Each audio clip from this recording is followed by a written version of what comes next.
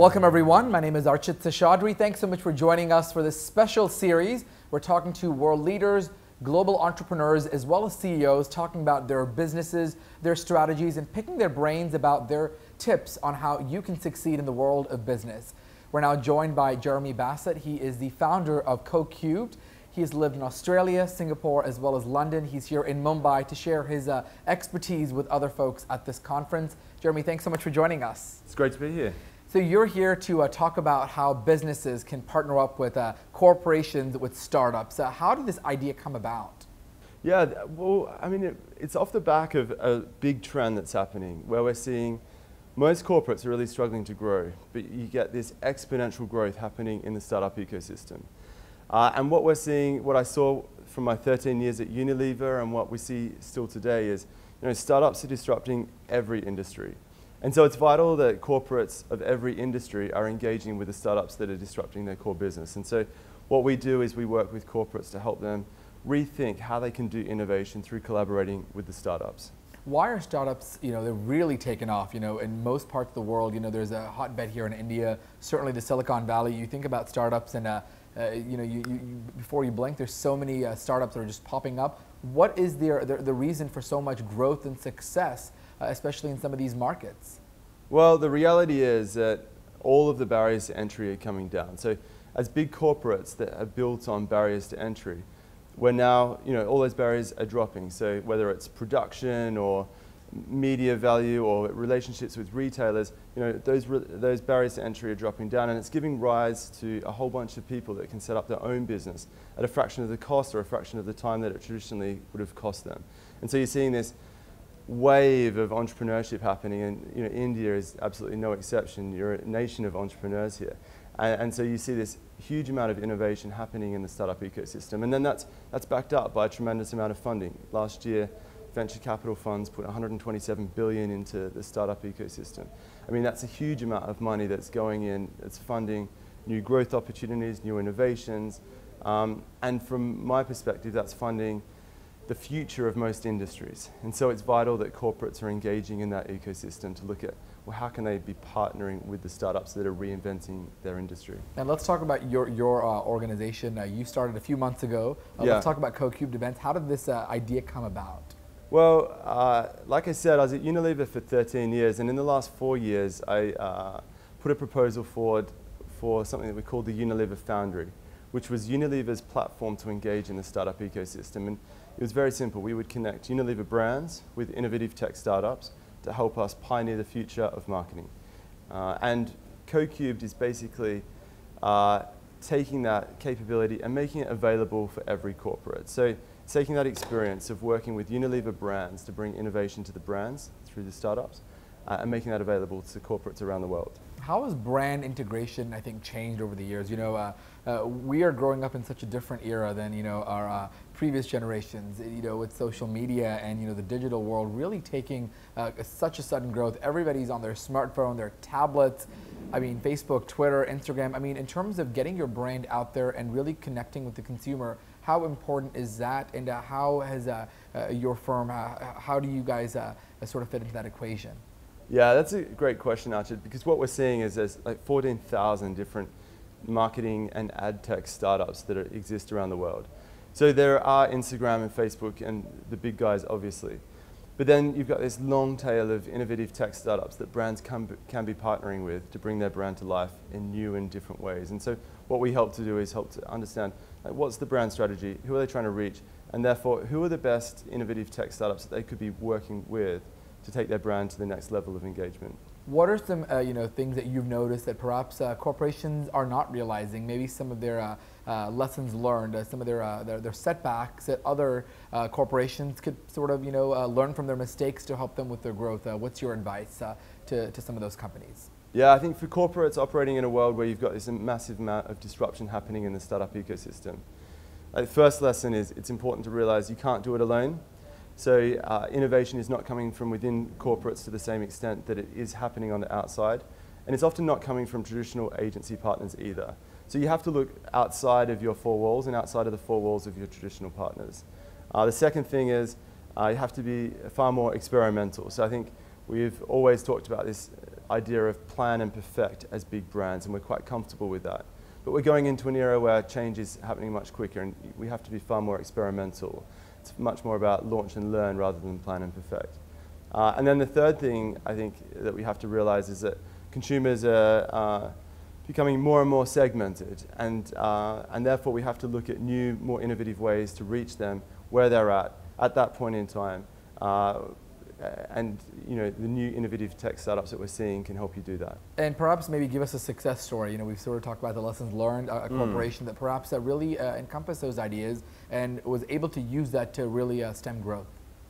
Yeah, one of my favorite examples here is back from Unilever, actually. So we worked with a company called Alapic, and what they do is they help you curate content from social channels. So if you think about it, for brands wanting to operate in the social arena, you have to have a huge amount of content that we've never produced in the past. And what Alapic do is they actually go through people's Instagram feeds or social feeds, and they'll say, Archid, I love this picture of you drinking Lipton iced tea. Right. Can we use it? That sounds about right, actually.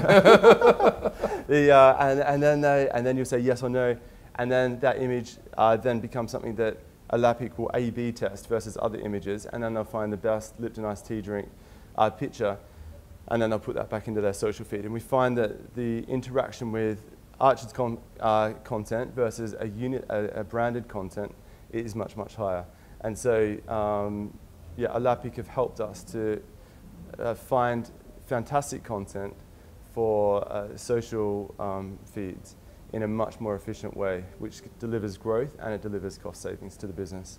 Let's talk about India. You mentioned South Asia, and India certainly being a hot market, especially when it comes to entrepreneurs and to the business world. Where exactly, in your opinion, does India sort of fit into the global spectrum? How are countries like the UK and around the world looking at India? What's the perception? What are some of the misconceptions? And how is India being viewed through the global eye?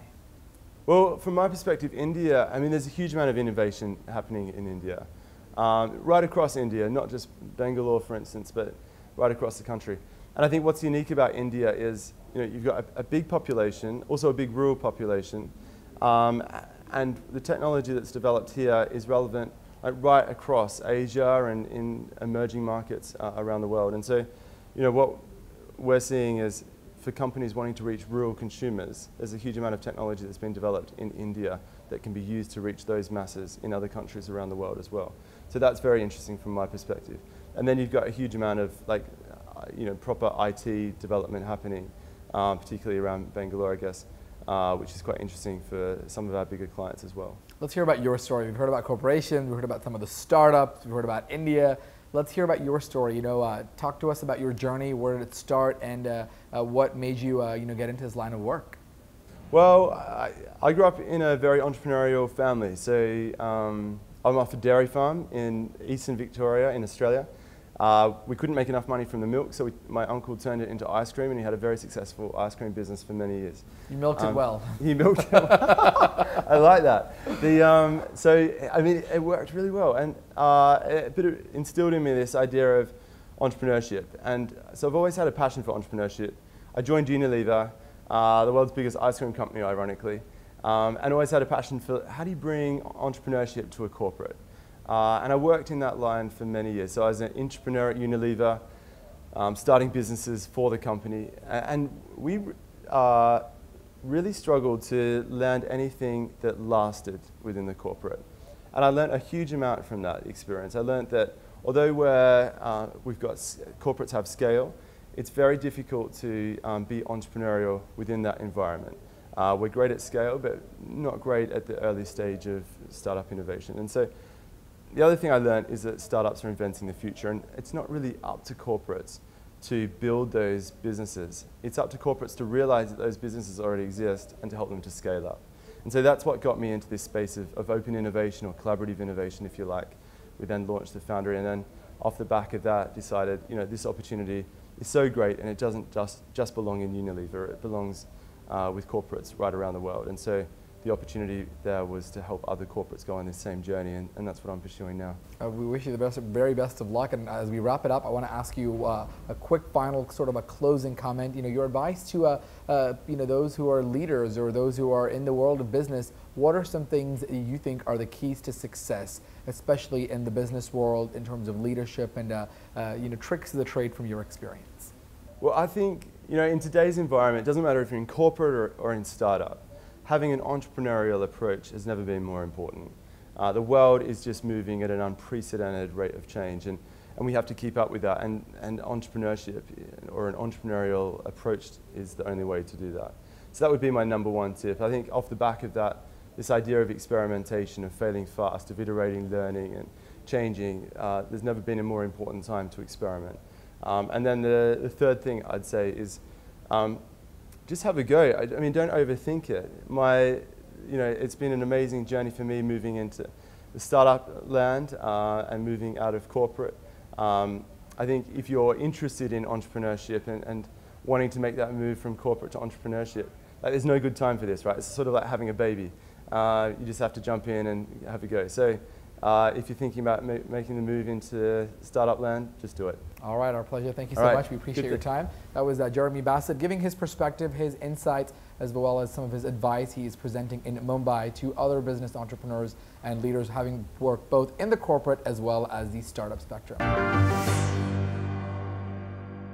It's a very interesting time to be alive, given the kind of opportunities and challenges that the social media sphere really brings up. It throws open a lot of doors, but also a lot of roadblocks. And every person has the potential to go viral. That's what Culture Machine really strongly believes in. Let's talk a little bit further about what they really do and how social media has really changed the landscape.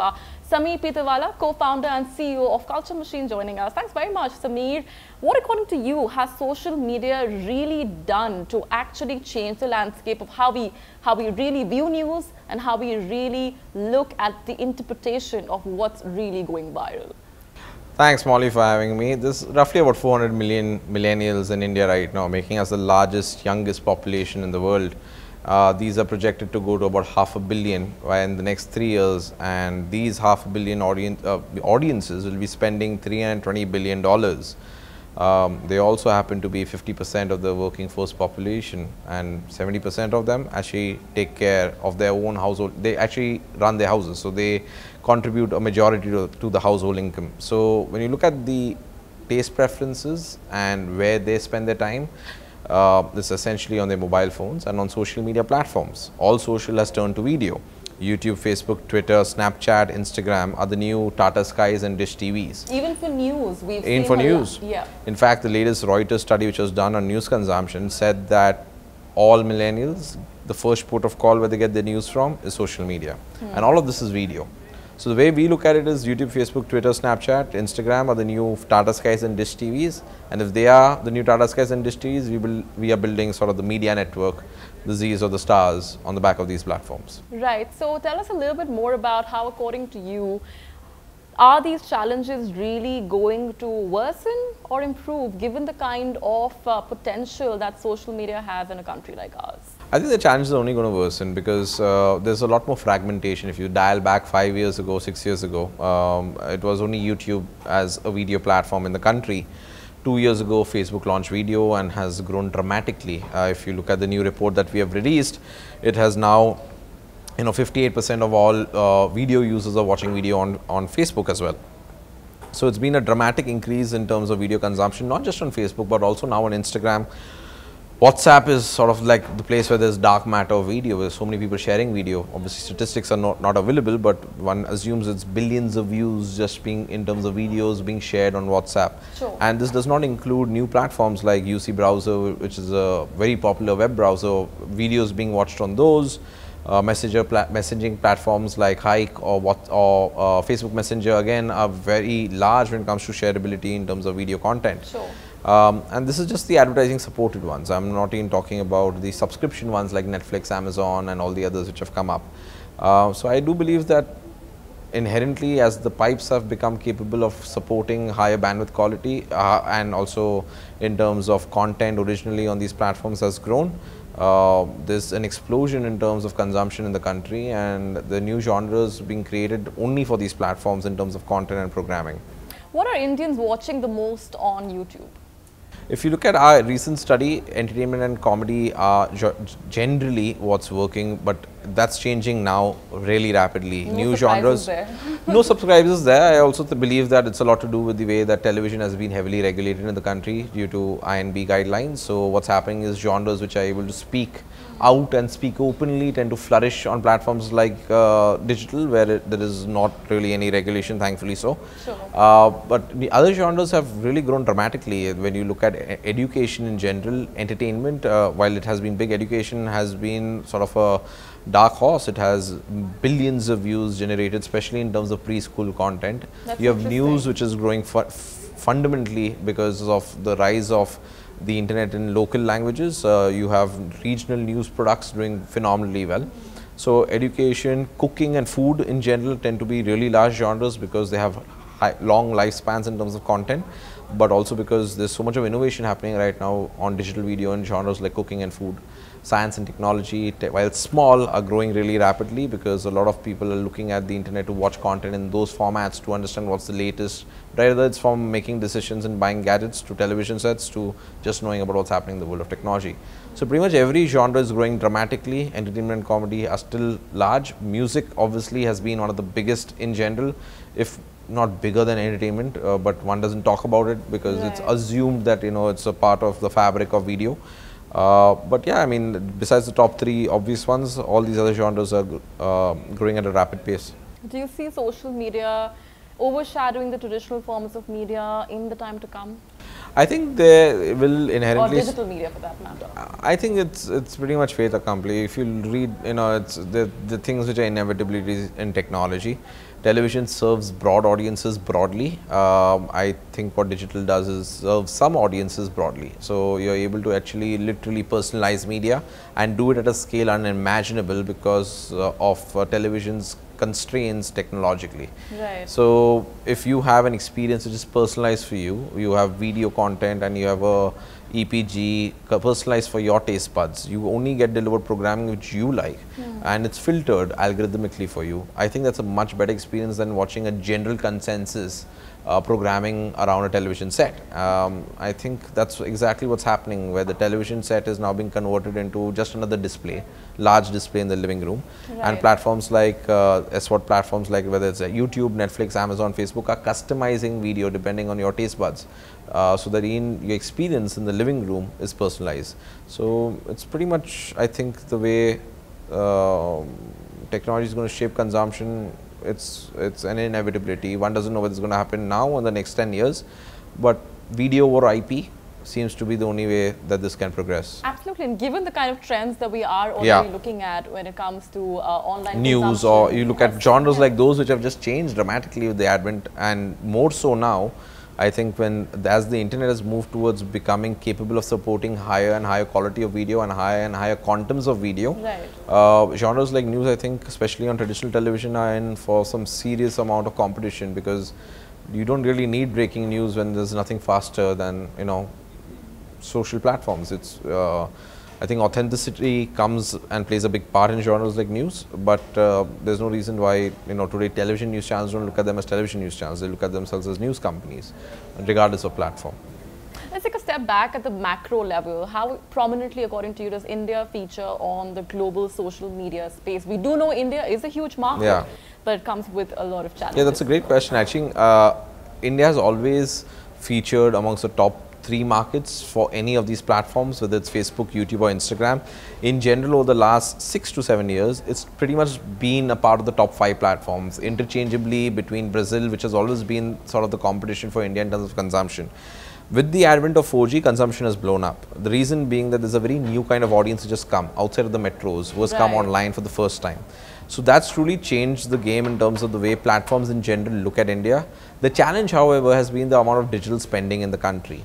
And it's no fault, to be honest, of marketeers, because I think audience consumption changes faster than advertisers change perceptions. Yes. So what's happened is that everyone knows, right from Instagram to a Facebook to a YouTube knows, and a Twitter knows how important this market is because of the sheer scale of it. The flip side of it is that while the volumes are there in terms of audiences, they're not there in terms of monies yet.